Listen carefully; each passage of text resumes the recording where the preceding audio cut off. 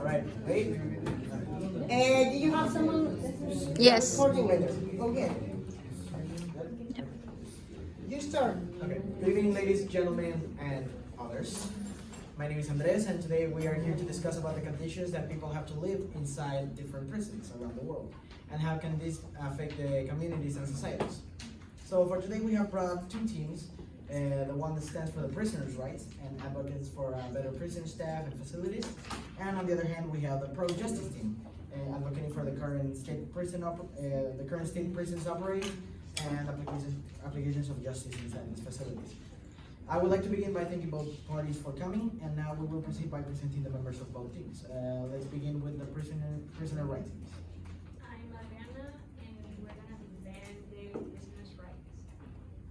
Hello, my name is Antonio, and today we'll be defending the thesis that prisoners must have better life conditions. Hi, I am Andrew.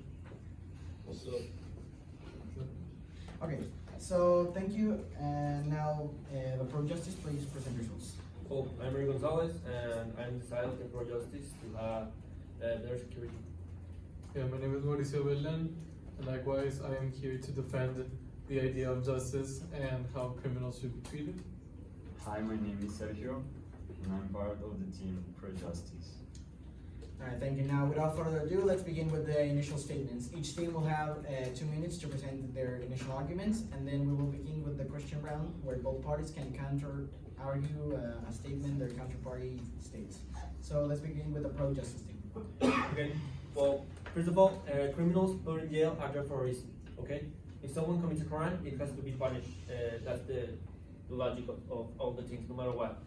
A man can be an amazing father and an employee, but if he was driving drunk one night and killed an entire family, he deserves to pay for it. Making a criminal comfortable and giving them a very luxurious prison experience teaches them nothing. There is no teaching, or there's no an apprentice of what he did wrong. All right, thank you. Now we'll hear the opening statement from the pro-rights team. Alright, thank you. Well, there are a lot of cases in which in jails, prisoners aren't treated as they should. A lot of prisoners are treated in an awful way. They do not have any hygiene products. They sometimes sleep on the floor because in some jails they don't have the beds or resources needed. Some guards take advantages and they hit or use the prisoners as they want. In some cases, in female jails, guards take sexual advantage of female prisoners. These are not conditions where prisoners should live, pretty much. All right, thank you. And now we will begin with a round of questions. I will read the questions and then I will select one of the teams to answer it. After the time is done, the other team can replicate this statement, and after doing so, the original team who answered the question can duplicate. I will begin with the question from the pro-right team. People would constantly believe that prisons are the right way to punish the criminals. Meanwhile, a lot of people would also argue that prisons are deplorable places with no accommodations for prisoners. Yet research has shown that prisons in countries like Mexico, Colombia, and India have great accommodations due to the fact that illegal objects and traffic of illegal possessions of things like cigars, liquor, and other things are accessible to them. These countries are also present the high percentages of prisons where convicts are killed by other convicts in rumbles, as well as staff and officers that work in these prisons. So much so that even some criminals are known to enter and leave the prisons as pleasantly as they want. With this in mind, how can improvements of prison facilities help with reformation if in some countries accommodations are accessible for prisoners and yet crime is in a very high bar? Go ahead. Okay, well, for example, improving facilities can actually help prisoners to feel more comfortable or even just to live better. Because at least in Mexico, some jails aren't designed to hold that many prisoners. For example, there's this case in Mexico City in which one jail was designed to hold 195,000 people, and now it's holding 242,000, which is just inhuman in my opinion. Right. Would you like to replicate? Okay, well, according to the national census of public security in Mexico, nowadays it spends around 140 pesos to give maintenance to a prisoner in Mexico. And thinking about your side, you want to improve their wellness. This will imply a better investment for the government. And nowadays it's around 27 million pesos to give maintenance to all the prisoners around Mexico daily, just daily. Now imagine like if we increment their wellness and their facilities, this will implicate a major expensive to the government in doing so. And that's it. Would you like to duplicate?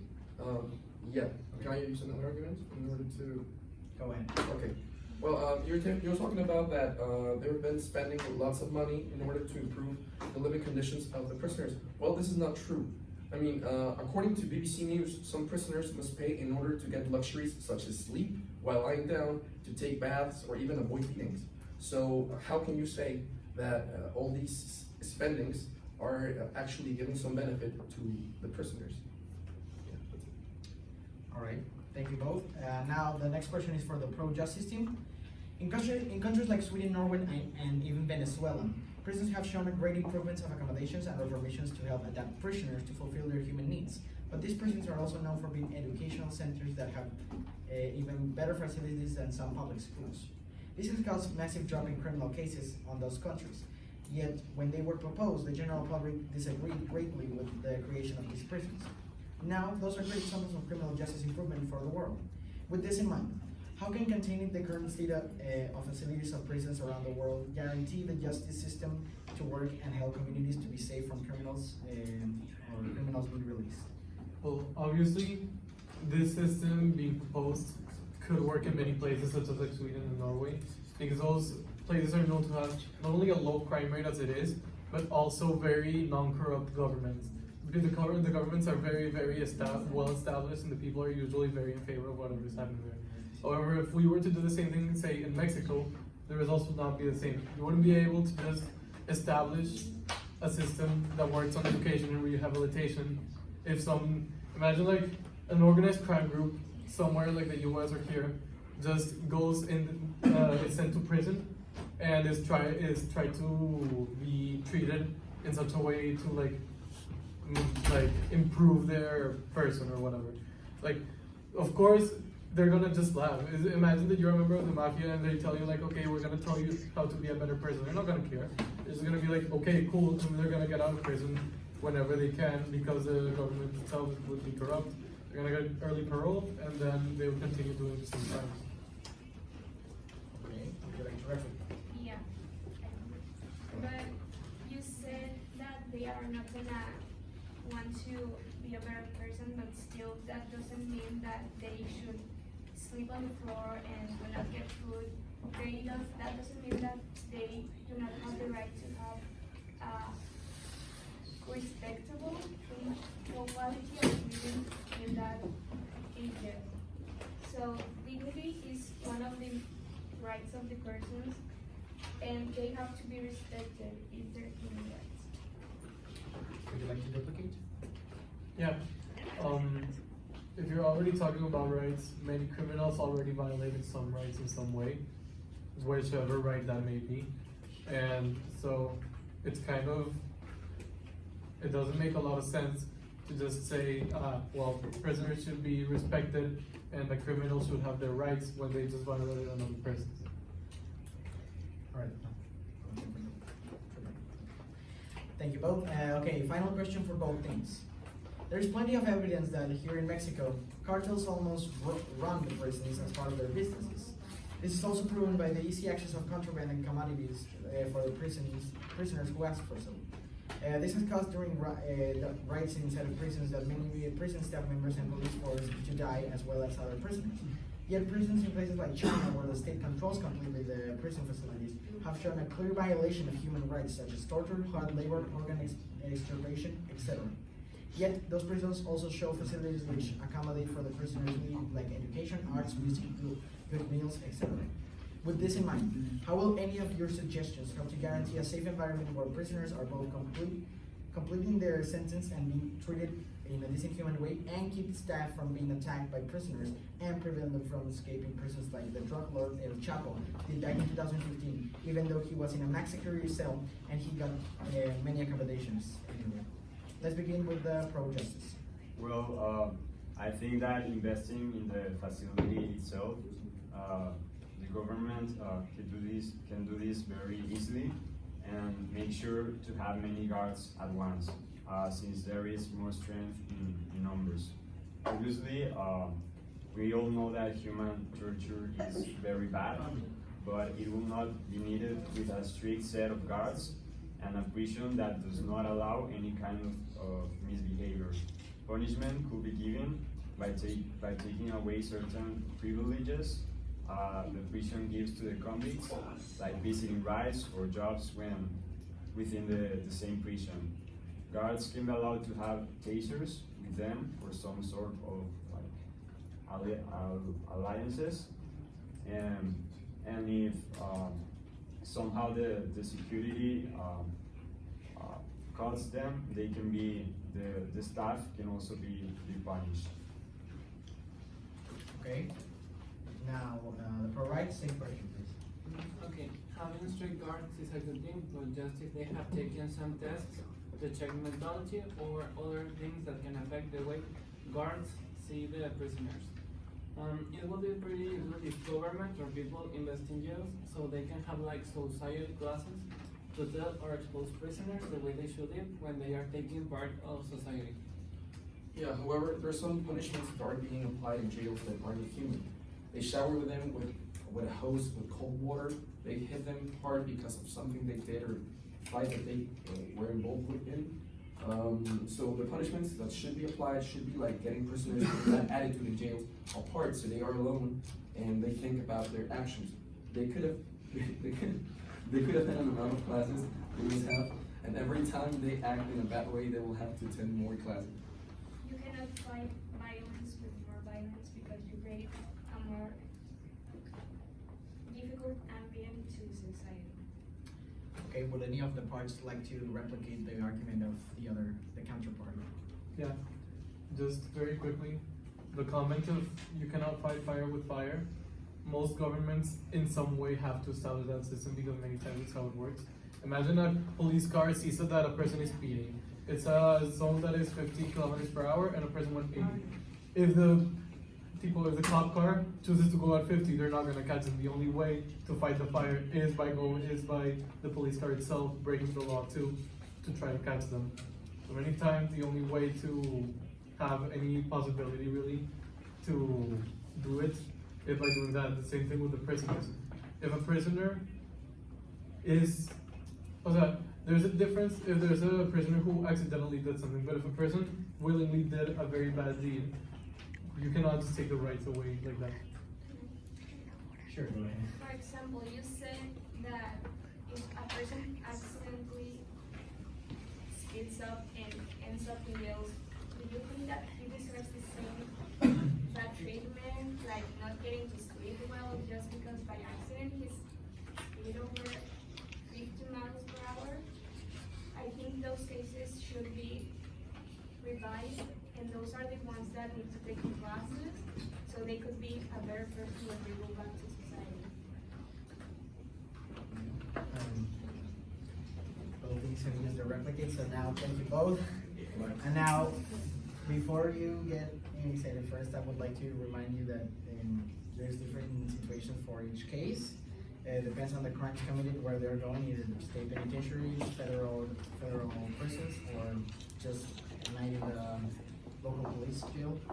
But anyway, now we would like to end this with both closing arguments for both the pro-rights and the pro-justice, and we will begin with the pro-rights. Go ahead. Closing argument. The time's running.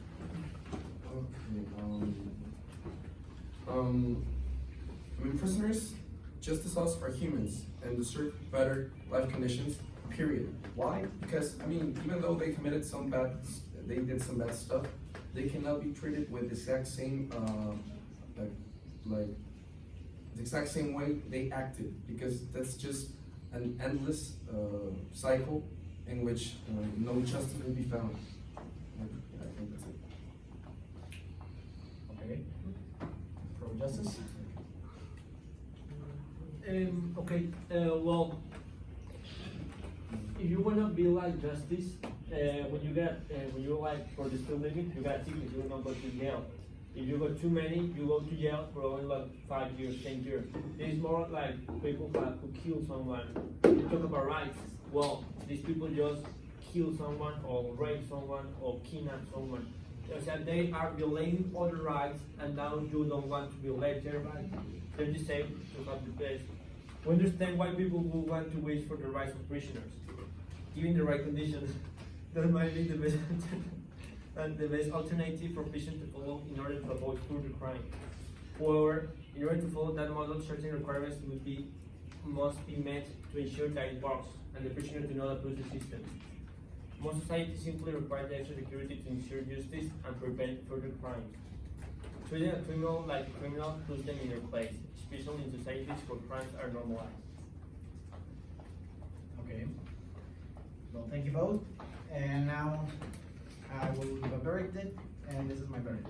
It's as follows.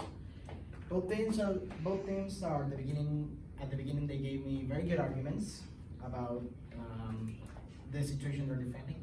Yet when the Christian round started to go, those arguments started to diverge. You both were very contradictory to your own arguments sometimes in your replicates, either in your actual argument or in your replicates, which lowered you down some points. But overall, you defended your position and you did it in a good way. But now, after all you've given me, I'll give the win to I'll give it to the pro rights because they presented me with more actual evidence, but you weren't really close, pro justice, but you were very counter argumentative with your own statements, either in the replicates or in the judgments. But you did this as well, but you presented me with more data, so that's converted. Congratulations to both teams, and thank you all for taking the time to listen to our panel. Bravo!